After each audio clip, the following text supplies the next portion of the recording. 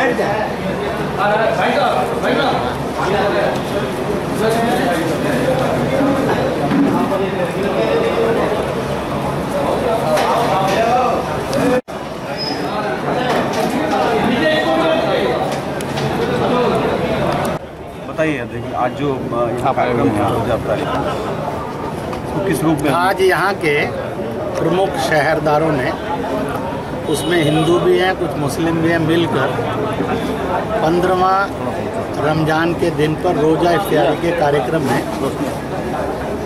एक अच्छी खुशबू की, खूबसूरती की, प्यार की, मोहब्बत की, भाईचारे की तकरीर करने के लिए मुझे निमंत्रण दिया था। इसलिए मैं मऊनाथ भंज के उन सब शहरवासियों को बहुत बहुत बधाई देता हूँ कि जिन्होंने इसका आयोजन किया, मुझे निमंत्रण दिया। पत्रकारों का भी मैं इसलिए बहुत बहुत और मुबारक करता हूँ, धन्यवाद देता हूँ कि इस बात को वो सही मायने से आगे पहुँचाए। आज इस रोज़ा इफ्तियारी के अंदर पहला पैगाम था इस हिंदुस्तान, हिंदुस्तानी और हिंदुस्तानियत के बारे में इस्लाम क्या कहता है। अंतिम रसूल ने 1438 साल पहले हिजरत करते हुए मक्का से मदीना जाते हुए बीच बीच की मुसीबतों में, तन्हा और तनाइयों में, कठिनाइयों में और समस्याओं में बार बार कहा, जो एक सुंदर हदीस के रूप में मिलता है। मैं जब तन्हा और तनाइयों में होता हूँ तो सुकून की ठंडी हवाएं पूरब में हिंदुस्तान नाम के मुल्क, हिंदुस्तानी जवान और लोग और हिंदुस्तानियत से आती है, जिसके कारण मुझे प्यार, मोहब्बत, भाईचारा और सब मुसीबतों में से रास्ता और रोशनी मिलती है। कुछ सालों के बाद उनके नवासे इमाम हुसैन ने करबला के मैदान में यजीद को ये कहा कि मैं तेरा मुल्क छोड़ देता हूँ, गल्फ छोड़ देता हूँ, मैं जे यहाँ से जाने दे और तू अपना राज चला, मेरी कोई दखल नहीं रहेगी। मैं कहाँ जाएगा? उसने कहा जो खुदाई मुल्क है हिंदुस्तान, मुझे उसमें जाने की इजाज़त दे दो, मैं सुकून से रहूँगा। और बाकी सब मुल्क या तो इंसानों ने बसाए हैं, शैतानों ने, और वो खुदा का बनाया हुआ मुल्क है, मुझे वहाँ जाना है। इसलिए इस हिंदुस्तान, हिंदुस्तानी और हिंदुस्तानियत की ये हकीकत और अरब के देशों में इस्लाम की नज़रों में है। दूसरी बात आज मैंने एक बात पर और चर्चा की, वो ये है कि हर जन्मने वाला बालक, लड़का या लड़की, माँ के दूध पर पलता है। अगर माँ का दूध नहीं उतरे तो कहते हैं इसको गाय का दूध पिला दो। ये केवल हिंदुस्तान की रिवायत नहीं है, पूरी दुनिया की रिवायत है। और इसलिए हर बालक की परवरिश माँ के दूध से होती है। दुनिया के 90% से अधिक लोग गाय के दूध पर जिंदा रहते हैं, इसलिए कहते हैं हर बच्चे की माँ है। और पूरी इंसानियत, कायनात की और धरती के नागरिकों की माँ गाय है, उसके दूध पर पलती है। गाय नहीं है तो सृष्टि में हाहाकार मच जाएगा। सब धर्मों में गाय की इज्जत और नज़र क्या है? ईसाई कैथोलिक वेटिकन सिटी है, दुनिया के सब मुसलमान और उनके फिरकों का मक्का मदीना है।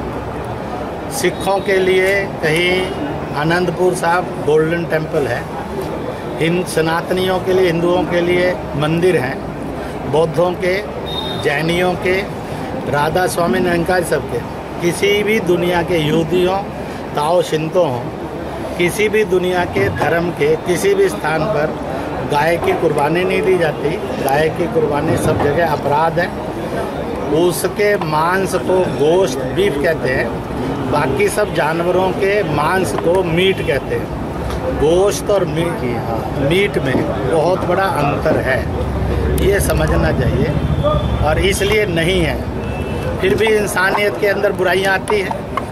सब जगह लिखा है नशा बर्बादी है, वो लोग करते हैं। नीचे करो। लिखा है कि तंबाकू और ये चीज़ें जहर है, फिर भी लोग सेवन करते हैं। तो इसका अर्थ नहीं है वो सही करते हैं, इसका अर्थ है वो गलत करते हैं, परंतु उनको आदत हो गई है गलत करने की। इसी तरह से, और जिसको गाय कहते हैं हिंदुस्तानी ज़बानों में, अंग्रेजी लैटिन में काऊ कहते हैं, अरबी फारसी ज़बानों में उसको बकर कहते हैं। कुरान शरीफ में सबसे बड़े अध्याय का नाम बकर है और इस प्रकार से ये आता है। और रसूल की सुन्नत है, गोश्त बीमारी है, दूध शिफा और इलाज है।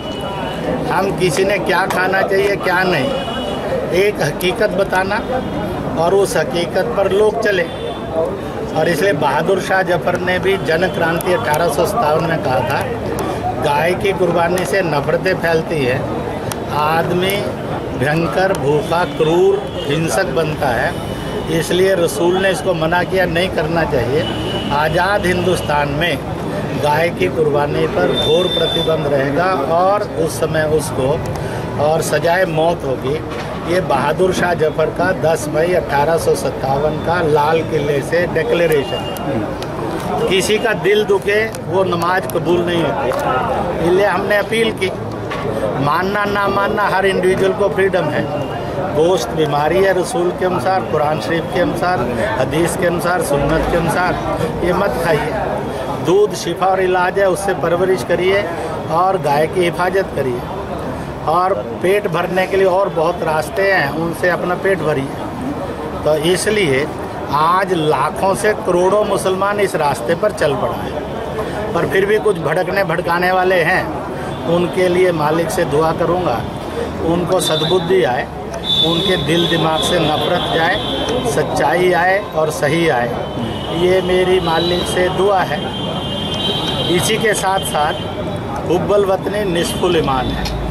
वतन की मोहब्बत, हिफाजत और कुर्बानी और तरक्की। इसलिए तालीम लें, तरक्की करें, दीनी तालीम लें, सच्चे मुसलमान बने, तहजीबी तालीम लें ताकि एक अच्छे हिंदुस्तानी बने।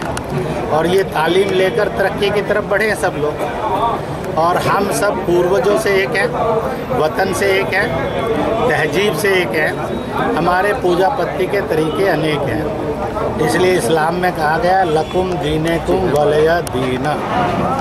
इसलिए अपने दीन पर चलो, कट्टर नहीं, नेक सच्चे अच्छे बनो, दूसरे के दीन में दखल नहीं दो, बल्कि उसकी इज्जत करो। तो दुनिया में ना धर्मांतरण की जरूरत पड़ेगी, ना धर्मांध दंगे होंगे।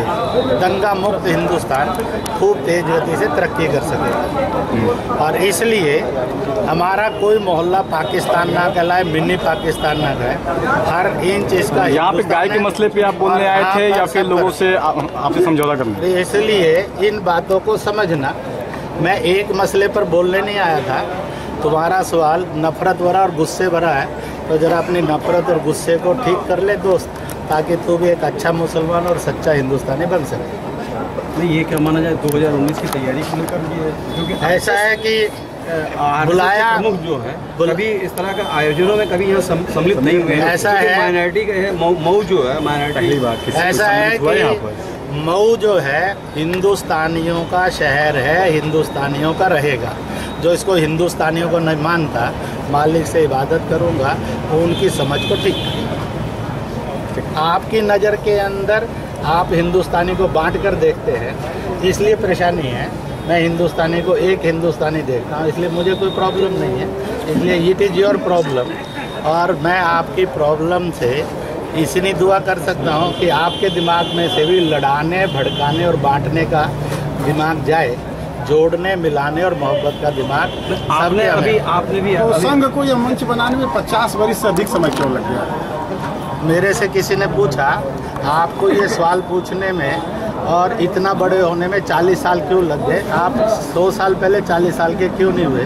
जब इसका जवाब ढूंढोगे तो ये जवाब मिल जाएगा। लेकिन जब संघ को इतने समय के बाद विचार तो तय कर लिए गए थे, हमें किन मुद्दों पर चलना है, क्या और बोलिए।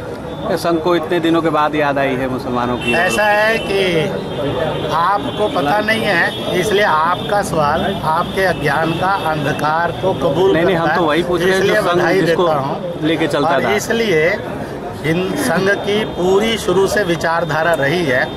आपने भड़का कर, झूठ बोल कर उसकी गलत फहमियाँ पैदा की। मैं आपसे निवेदन करूँगा तो विधानसभा चुनाव में, इसलिए हिंदुस्तान के अंदर संघ का प्रारंभ से ये मत रहा है 1925 से, इस देश के सब लोग भारत से भारतीय हैं, हिंदुस्तान से हिंदू हिंदुस्तानी हैं, इंडिया से इंडियन हैं। और ये हिंदू और हिंदुस्तान शब्द तो गल्फ ने दिया है। अगर मुसलमान उसको अस्वीकार करते हैं तो इसका मतलब है वो गल्फ को, इस्लाम को, कुरान शरीफ को नकारते हैं, क्योंकि ये शब्द आया हजारों साल पहले उस वक्त से। उस समय इस्लाम नहीं था धरती पर, और इसलिए दुनिया में सब मुल्कों का एक एक नाम है, इसलिए लोगों का भी एक एक नाम है। हिंदुस्तान में आर्यव्रत कहते हैं इसलिए आर्य कहलाते हैं, भारतवर्ष कहते हैं इसलिए भारतीय कहलाते हैं, हिंदुस्तान कहते हैं इसलिए हिंदू हिंदुस्तानी कहते हैं, इंडिया इंडियन है। करोड़ों करोड़ लोग इन शब्दों का उच्चारण करते हैं, कोई सबका करते हैं, कोई एक एक का करते हैं। इनमें झगड़ा नहीं है, ये सब समानार्थी हैं, इसका रिलीजन से कोई लेना देना नहीं है। तो पिछले विधानसभा इसलिए हिंदुस्तान, जब हिंदुस्तान 80 करोड़ का था तब भी 80 करोड़ की बात संघ करता था। आज 126 करोड़ का तो 126 करोड़ की करेगा, कल जितने का होगा उनकी करेगा।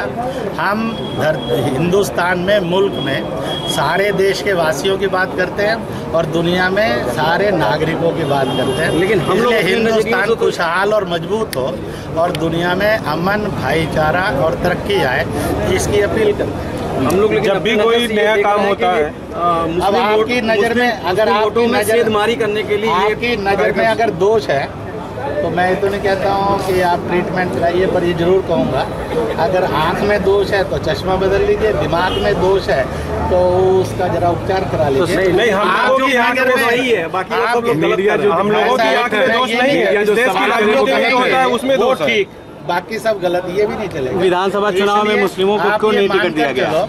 कुछ दोष आपका भी है, आपके नज़र का है, तो मैं उसमें क्या कर सकता हूँ भाई? मैं तो यही कह सकता हूँ, हाथ पकड़कर प्यार से, मोहब्बत से, भाईचारे से अपनी अपनी नज़र और नज़रिया ठीक करिए। नहीं, चूंकि 38 साल हो गया और इस तरह का कभी आयोजन सर आने वाले चुनाव में क्या मुस्लिम आज आप यहाँ क्या आने वाले, बताओ एक सवाल का जवाब, क्या आने वाले से ना आज यहाँ इतनी बड़ी संख्या में मुसलमान आए जी, वो किसी नेता के भड़काने से रुके नहीं, किसी की उल्टी सीधी खबर से नहीं, वो कोई अकस्मात तो जादू नहीं हुआ कि जादू हुआ और ये सब दौड़े आए। आप इसका मतलब है मुसलमानों के जहन में संघ के प्रति अगर नफरत होती तो नहीं आते, उनके जहन में संघ समझना, संघ के प्रति प्यार मोहब्बत, संघ को जानना। आज जो मुसलमान आए हुए हैं वो संघ के प्रति नहीं आए, गाय के ऊपर बोलते रह गए और लोग उनकी बात को ना समझते। एक बात की गलतफहमी मिटा दो, चाहे किसी ने भी बुलाया हो जी,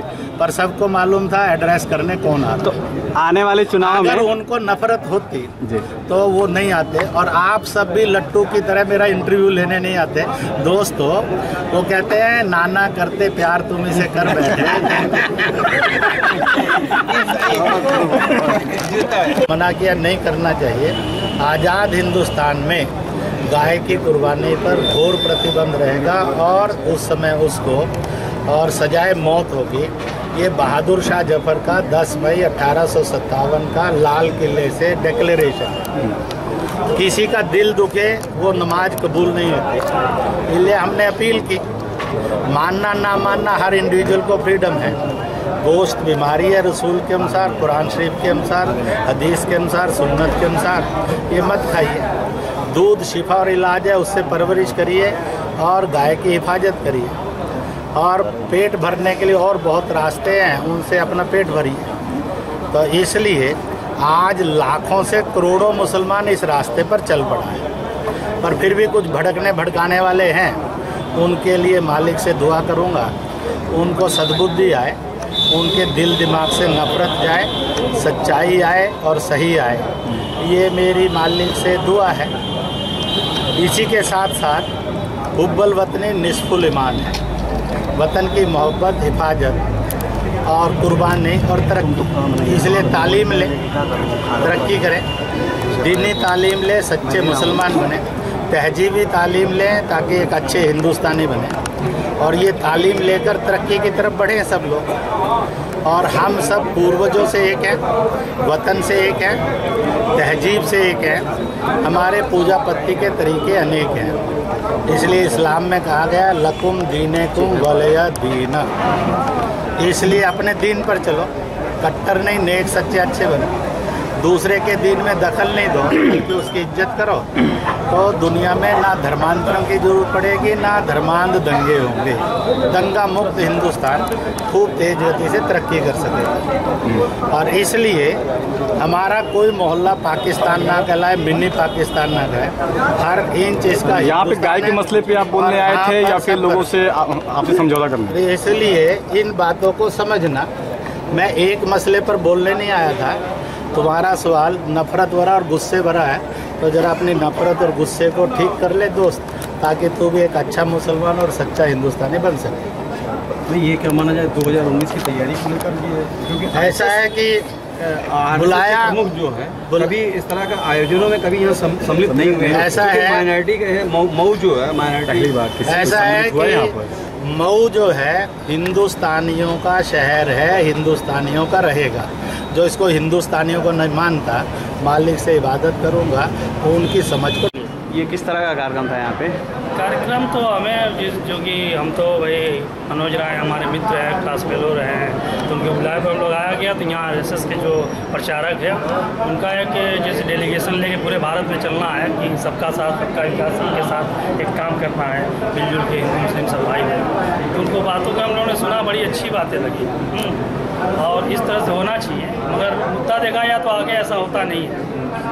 जो समुदाय के जो लोग हैं अपने अपने जगह बढ़ जाते हैं। अगर ये RSS इस तरह का काम करना चाहती है तो हम उसका स्वागत करते हैं, मगर होता नहीं हमारे देश में होना चाहिए। हम लोग भी शिक्षित हैं। पहली बार RSS आगे बढ़ के मुसलमानों के हाथ लेने का काम कर रही है। मेरे जीवन में तो मैं तो इंग्लिश मीडियम के स्कूल से भी पढ़ा और पहले बार मैं ऐसा देख रहा हूँ कि RSS मेरी उम्र में पहली बार ऐसा प्रस्ताव लेके जो पूरे भारत में अगर काम करेंगे, ये काम उनकी अगर सच्चाई और दिल और मन से है तो बहुत बेहतर है। और इस तरह से अगर है तो हम उसका साथ देंगे। क्या अंदर मुसलमानों को ये छाप छोड़ने की कोशिश की जा रही है कि RSS एंटी मुसलमान नहीं है, और इसको आप स्वागत के रूप में देख रहे हैं? हाँ, ये एकदम इनकी एक सोच लेके चल रहे हैं।